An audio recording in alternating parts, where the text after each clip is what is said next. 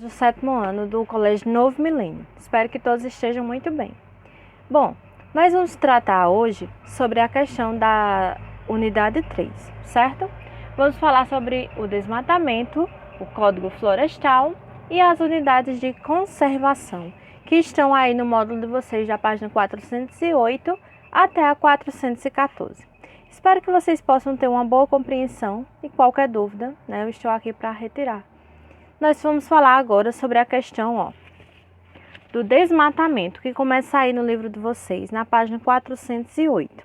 Bom, o desmatamento é a mesma coisa, gente, que desflorestamento, ou seja, é quando você retira aquela vegetação original, para algum fim, seja atividade econômica, como por exemplo, a gente tem a mineração, a agropecuária, então a gente tira aquela vegetação original para utilizar aquela terra, com algum propósito. Então, geralmente o desmatamento aqui no Brasil é utilizado para a agricultura e para a pecuária. Então, a gente desmata grandes áreas também para utilizar a madeira, para algum fim lucrativo. Também utilizamos as áreas aí, no caso de desmatamento, para a mineração. Então, ocorre muito, por exemplo, na floresta amazônica. A gente tem grandes áreas, desflorestadas, principalmente pelas madeireiras, ok? Então, o desmatamento aqui no Brasil, ele está sendo, de certa forma, de uma maneira desenfreada. Tanto é que nós agora somos o país líder, em desmatamento. Gente, o desmatamento ele só começou de fato a ser um problema ambiental muito grave depois da Revolução Industrial. Aqui no Brasil, a gente começou a ter o desmatamento na região sudeste por causa da economia do café. Então, por isso que o desmatamento hoje em dia é um problema ambiental, porque ele vai trazer graves consequências para a nossa vida.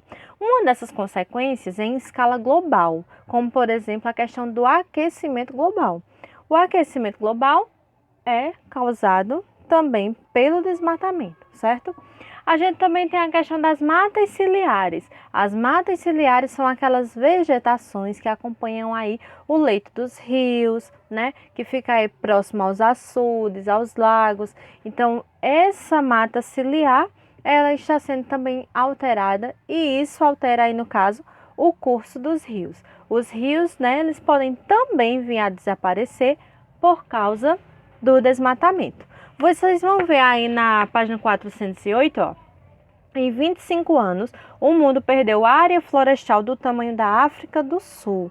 Então, em 25 anos, a gente teve aí, no caso, 129 milhões de hectares, que foram aí desmatados. Então, a gente utiliza também o desmatamento para a construção de cidades, para a construção de usinas hidrelétricas. Então, isso aí, a gente está fazendo desmatamento em nome do progresso. Só que isso traz graves consequências para as nossas vidas, ok? Então, na página 408, vocês vão ver aí muitas coisas a respeito do desmatamento. Nós vamos ter esse mapa aqui. Eu quero que vocês prestem bem atenção nesse mapa, porque está na atividade de vocês a questão aí da área, que foi desmatada aqui no Brasil, ok? Então, continuando, para tentar conter um pouco dessa questão do desmatamento, foi criado aí o Código Florestal. Gente, o que é o Código Florestal? Bom, ele foi criado aí para preservar 25% da área de qualquer propriedade rural. Só que acontece o quê?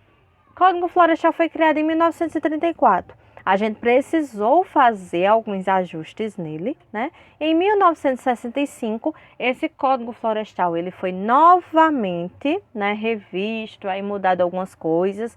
E em 2012, a gente teve as últimas alterações aí no Código Florestal. Então, a gente passa a chamar ele agora de novo Código Florestal. Gente, dependendo da área, nós temos aí, aqui no livro de vocês, página 409, dependendo da área, nós vamos ter dois tipos aí de área florestal, que no caso aí estão previstas nesse código, duas áreas que a gente precisa realmente preservar. Professora, preservar e conservar é a mesma coisa? Não, gente. Quando você está preservando uma área, você está exatamente fazendo o quê? Você está deixando essa área completamente intacta, sem nenhum tipo, né, de alteração. E a conservação? A conservação é você tentar manter aquela área, né, usando ela de maneira sustentável. A maneira sustentável é, por exemplo, quando você desmata uma grande área, né, e você faz o replantio, ou seja, você planta novamente aquela área, você faz, no caso, a manutenção da área novamente para que aquela área ela tenha novamente uma vegetação. Isso aí é só uma conservação. Você está usando de maneira sustentável. Se você está preservando, você está tirando de vez toda e qualquer alteração feita pelo homem. Você não pode mexer naquela área, você está deixando essa área preservada. Então, nós temos aqui, ó, previstas no Código Florestal, a reserva legal, vocês vão ver aqui nesse quadrinho na página 408, certo? E as áreas de preservação permanentes, que a gente chama de APPs. Qual é a diferença de uma para outra, professora? Bom, na reserva legal, você vai ter aí áreas localizadas no interior das propriedades rurais, onde é possível realizar exploração econômica e rural de forma sustentável. No caso, essas 25% aqui da área preservada em qualquer imóvel, né, rural. Qualquer propriedade rural você tem que manter uma área. Só que acontece o seguinte, a gente tem esses 25%. Mas depende do local onde você está inserido. Se for em área de floresta, né, a área florestal, como por exemplo a questão da floresta amazônica, uma propriedade rural dentro da floresta amazônica tem que preservar aí 80% dessa área, ou seja, 80% dessa propriedade rural tem que deixar a vegetação original.